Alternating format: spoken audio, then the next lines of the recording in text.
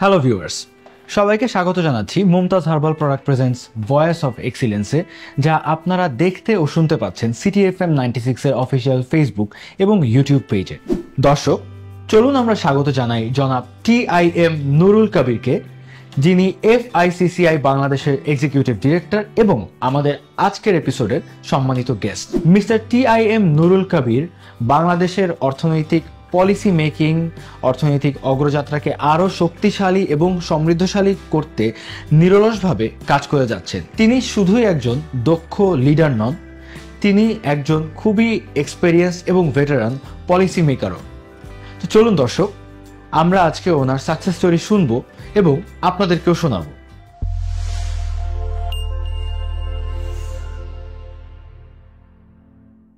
Viewers, চলুন আমরা আমাদের আজকের এপিসোডের স্পেশাল গেস্টকে আমাদের শোতে স্বাগত জানাই। আমাদের আজকের এপিসোডের guest mister TIM Nurul Kabir, executive director, foreign investors chamber of commerce and industry, FICCI Bangladesh. আসসালামু আলাইকুম স্যার, কেমন আছেন? আলহামদুলিল্লাহ, ভালো আছে। আপনি ভালো আছেন? জি স্যার, ভালো আছি। অনেক ধন্যবাদ আপনার এই এত সুন্দর প্রেসিডেন্সিয়াল লাউঞ্জে আমাদের আজকের এই শোটি হোস্ট করতে দেওয়ার জন্য। তো স্যার, আমাদের যে শোটা Mumtaz herbal product presents voice of excellence, আমাদের শোয়ের মূল উদ্দেশ্য হচ্ছে আপনাদের মতো those who stand out in the society, আপনাদের ভয়েসটা ম্যাসের কাছে পৌঁছানোর, যাতে তারা আপনাদের লাইফ স্টোরি, সাকসেস স্টোরিটা শুনে অনুপ্রাণিত হয়। আজকে আপনার সাথে অনেক আড্ডা হবে, আপনার পথ চলার, ক্যারিয়ার এবং পার্সোনাল লাইফের গল্প শুনবো। তো আমরা একদম প্রথম থেকে শুরু করি। আমার জীবনে যখন আমি ছোটবেলায় যদি বলেন, আমার খুব ছোটবেলায় 18 মাস বয়সে আমার বাবাকে হারিয়েছি। সো অনেকটা সেলফ মেড মানুষ আমি, এবং গড়ে উঠেছি ঢাকায়, ছিলাম সারা জীবন। ঢাকায় লেখাপড়া করেছি, ঢাকা বিশ্ববিদ্যালয় থেকে পাশ করেছি। ফাইন্যান্সে আমার একটা আলাদা ছিল, কিন্তু বরাবরই আমার প্রযুক্তির প্রতি খুব আগ্রহ ছিল, যে কারণে প্রযুক্তি নিয়ে কাজ করেছি। ডাচ মাল্টিন্যাশনাল কোম্পানির হেড অফ IT ছিলাম, ধরেন আজ থেকে 37-38 বছর আগে। সেটা কি আপনার শুরু ছিল? সেটা ফর্মালি শুরু ছিল, তার আগে আরো কিছু কাজ করেছি। সেই জায়গাতে আমরা মিনি কম্পিউটারে কাজ করেছি। তখন 286, 386, 486 আমাদের সামনে দিয়ে এসছে। তো যে কারণে আমাদের আইটিকে দেখা ভিন্নভাবে। আমরা ঠিক প্রথম দিককার যারা আইটি নিয়ে কাজ করেছে তাদের মধ্যে আমরা কয়েকজন ছিলাম। এটা ছিল একটা অধ্যায়। তার পরবর্তীতে আবার দেখলাম যে প্রযুক্তিটা এমন একটা জায়গায় পৌঁছে যাচ্ছে, এই প্রযুক্তিকে নিয়ে কমার্শিয়ালাইজেশনের দিকে যাওয়া যায় কিনা। তখন এই নিশ্চিত চাকরি ছেড়ে দিয়ে একটা ঝুঁকি নিলাম, একটা এন্টারপ্রেনার হলাম। সো এন্টারপ্রেনার হয়ে তখন আমরা দেশে বিদেশে সফটওয়্যার নিয়ে কাজ করেছি। আমি একসময় বেসিসের, যেটা বাংলাদেশ সফটওয়্যার অ্যাসোসিয়েশনের সিনিয়র ভাইস প্রেসিডেন্ট ছিলাম, ভাইস প্রেসিডেন্ট ছিলাম, এবং আরও বেশ কিছু দায়িত্ব পালন করেছি। এবং সফটওয়্যারকে বিশ্বের বাজারে পরিচিত করার জন্য অনেকগুলো প্রোগ্রাম আয়োজন করেছি, যেখানে আমরা ইউরোপে বেশ কিছু সিইওদেরকে নিয়ে গিয়েছিলাম, এবং বাংলাদেশের যারা কমার্শিয়াল কাউন্সিলর আছেন বিভিন্ন ইউরোপিয়ান দেশে, তাদেরকে আমরা CBI নেদারল্যান্ডের মাধ্যমে একটা প্রশিক্ষণের ব্যবস্থা করি রটারডামে। ওটা ছিল একটা মাইল ফলক, যে তারা কিভাবে বাংলাদেশকে পোর্ট্রে করবে ICT-তে। এই জায়গাগুলোতে আমার একটা বড় প্যাশন ছিল। এরপরে ধরেন আমি আবার Dhaka chamber of commerce and ইন্ডাস্ট্রিজের সিনিয়র ভাইস প্রেসিডেন্ট ছিলাম এবং বোর্ড মেম্বার ছিলাম সেই 10, 11, 12-তে। 11 সালে সিনিয়র ভাইস প্রেসিডেন্ট ছিলাম। পরবর্তীতে আমি মোবাইল ইন্ডাস্ট্রির যে অ্যাসোসিয়েশন এমটপের সাথে যুক্ত হই, 6 বছর সেখানে কাটিয়েছি, এবং এমটপকে অনেকটা গড়ে তুলেছিলাম এমনভাবে যে এমটপ যে একটা advocacy organisation for the telecommunication, এটা ভালো হয়েছিল। এবং সেখানে 2G renewal, 3G, 4G licensing, এই সব জায়গাতেই একটা অ্যাডভোকেসি রোল প্লে করেছি এবং বেশ কিছু কাজ করেছি। বায়োমেট্রিক ভেরিফিকেশনে যে প্রজেক্ট ছিল সরকারের সাথে, সেটার কাজ করেছি, খুব কাছাকাছি থেকে কাজ করেছি একসাথে। তো এগুলো ছিল বিভিন্ন অভিজ্ঞতা।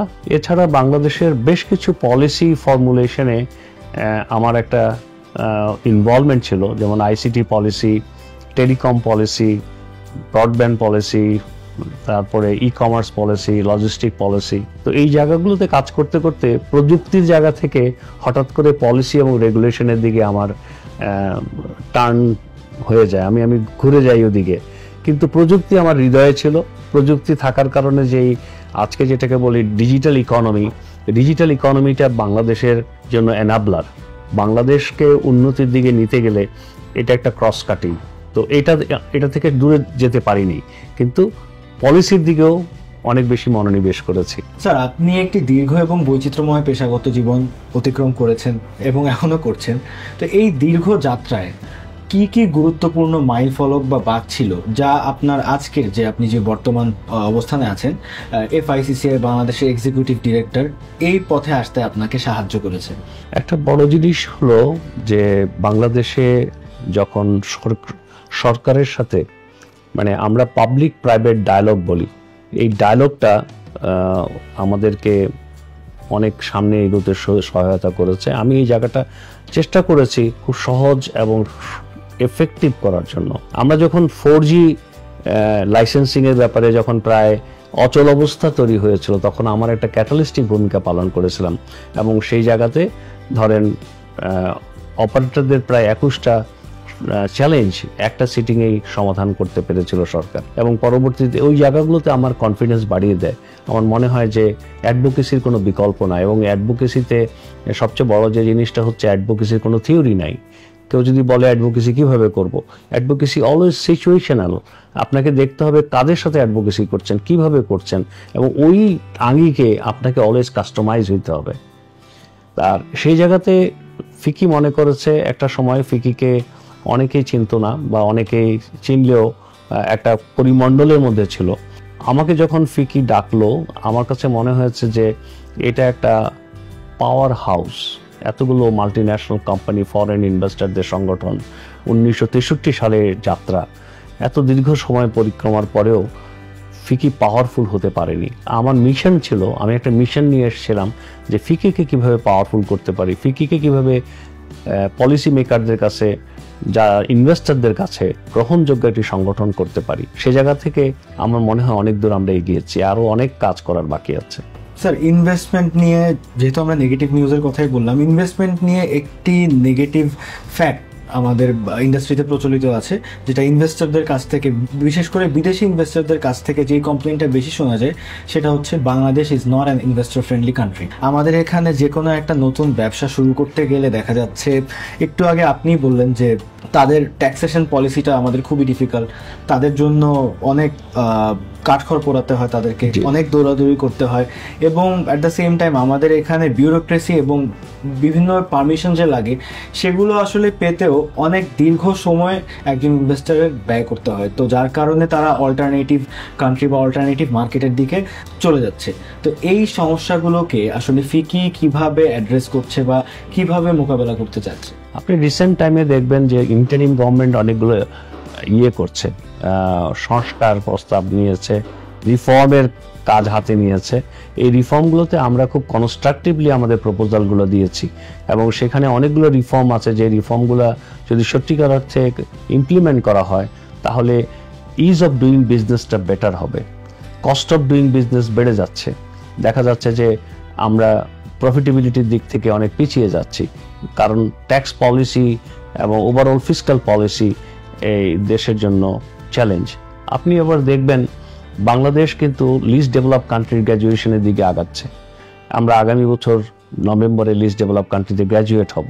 তো সেটার জন্য যে প্রস্তুতি দরকার, যে প্রিপারেশন দরকার, সেই জায়গাতে আমরা কোন কোন জায়গায় আমাদের ভঙ্গুরতা আছে, ভালনারেবিলিটি আছে, সেই গ্যাপ অ্যানালিসিসটাও ঠিকমতো হচ্ছে কিনা আমি ঠিক জানি না। তবে এই জায়গায় নেগোসিয়েশন একটা বড় স্ট্রং পয়েন্ট। আমাদের বাংলাদেশে পোস্ট গ্র্যাজুয়েশনে অনেকগুলো দেশ ইকোনমিক পার্টনারশিপ করতে চাচ্ছে, জাপান তার মধ্যে একটা, তারপরে কোরিয়া করতে চাচ্ছে। এগুলো কিন্তু আমাদের জন্য সম্ভাবনার জায়গা। কেন করতে চাচ্ছে? তারা বাংলাদেশকে দেখেছে একটা সম্ভাবনার দেশ, এবং সেই কারণেই তারা চায় এটি কাজটা হোক। আপনি যেটা একটু আগে ব্যুরোক্রেসির কথা বলেছেন, আমরা ব্যুরোক্রেটিক প্রসেসগুলোকে আরেকটু সহজ হওয়া দরকার। আমাদের সনাতন পদ্ধতিতে যদি ব্যুরোক্রেসি করি তাহলে দেশের উন্নয়ন হবে না। আমাদের উন্নয়ন করতে হবে অনেকটা, প্রাইভেট সেক্টর হচ্ছে ইঞ্জিন অফ দ্য গ্রোথ, এবং প্রাইভেট সেক্টরের সাথে সহযোগিতা করে কাজগুলো করলে কাজের প্রবৃদ্ধি বাড়বে, দেশের উন্নয়ন হবে। স্যার, সম্প্রতি যে লাস্ট আমাদের বিডার সামিটটি হয়ে গেল, সেখানে ফিকি স্ট্র্যাটেজিক পার্টনার ছিল। তো এই কোলাবোরেশনের মাধ্যমে বিডা কিভাবে উপকৃত হয়েছে এবং এইবারের সামিটের আসলে মূল টার্গেট এবং লক্ষ্যগুলো কি কি ছিল সেগুলো সম্পর্কে যদি আমাদের কিছু বলতেন। আমরা আসলে বিডার সাথে এমইউ করি কয়েক বছর আগেই। আমরা বিডা এবং ফিকি জয়েন্টলি অনেকগুলো কাজ করবে এবং ইনভেস্টমেন্টকে ত্বরান্বিত করার জন্য, ইনভেস্টমেন্টকে আরও গতিশীল করার জন্য কি কি করা যায়, এবং সেক্টর বেইজ অ্যানালাইসিস এবং ইনভেস্টমেন্ট সাপোর্ট সেন্টার, এ ধরনের অনেকগুলো পরিকল্পনা আমাদের ছিল, এবং জয়েন্টলি অনেকগুলো ইভেন্ট করা।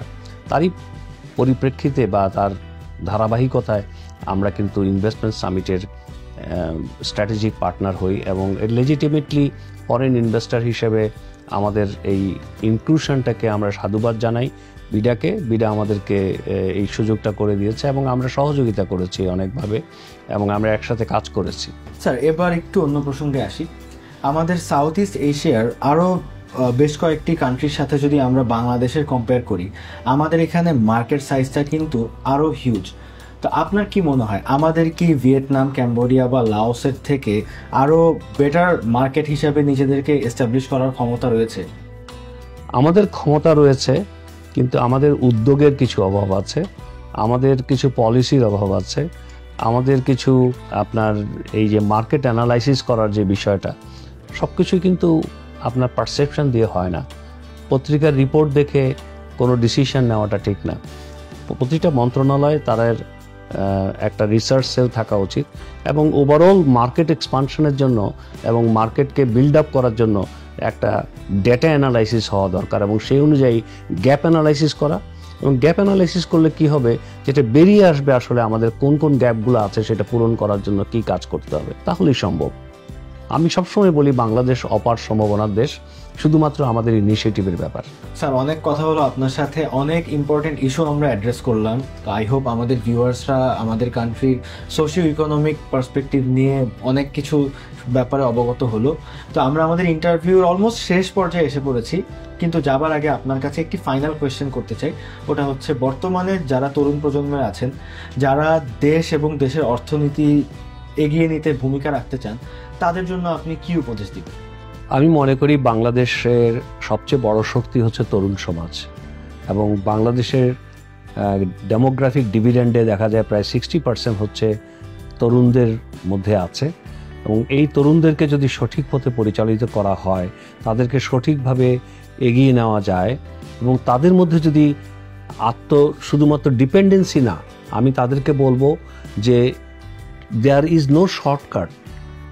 আমাদেরকে চিন্তা করতে হবে যে আমরা কত বেশিভাবে নিজেদের জন্য তৈরি করছি, এবং ডিটারমিনেশন, কমিটমেন্ট, এই জায়গাগুলোতে আমাদেরকে আরও বেশি শক্তিশালী হতে হবে, এবং নিজের প্রতি আত্মবিশ্বাস থাকা এবং ইনক্লুসিভ হওয়া। আমি এটা পড়েছি, এটা আমার সিলেবাসে আছে, পরীক্ষা দিচ্ছি তা না, এর বাইরে যে জগৎ আছে তা দেখা। আজকে দেখো, 4th ইন্ডাস্ট্রিয়াল রেভলিউশনের মধ্যে এআই একটা বড় ভূমিকা পালন করছে, আর্টিফিশিয়াল ইন্টেলিজেন্স। আর্টিফিশিয়াল ইন্টেলিজেন্স এখন অনেক কিছু গাইড করে। আমাদের নতুন যে প্রযুক্তিগত উদ্ভাবনগুলো হচ্ছে, এই উদ্ভাবনের সাথে আমাদের বর্তমান শিক্ষা ব্যবস্থার অনেক গ্যাপ আছে। এই গ্যাপগুলোকে মেনে নিয়েও, কারণ একটা কারিকুলাম চেঞ্জ হতে অনেক সময় লাগে, আমি তরুণ প্রজন্মকে বলবো ভার্সেটাইল হতে। আমি বলবো একটা বিষয় নিয়ে থেকে না লেগে থেকে অনেক মাল্টিপল বিষয় সম্পর্কে নিজেকে অভিজ্ঞ করো, তাহলে জীবন বদলে যাবে এবং জীবন বদলে যেতে বাধ্য। এবং তোমরা ভবিষ্যৎ বাংলাদেশের শক্তি, বাংলাদেশকে গড়ে তোলার জন্য তোমাদেরকে প্রস্তুত হতে হবে। মাথায় রাখতে হবে আমি না, আমরা বাংলাদেশকে গড়ব, আমরা সবাই মিলে গড়ব, এবং সেই হিসাবে নিজেদেরকে গড়ব। স্যার, আপনাকেও অনেক অনেক ধন্যবাদ, অনেক সুন্দর একটি অ্যাডভাইস দিয়েছেন।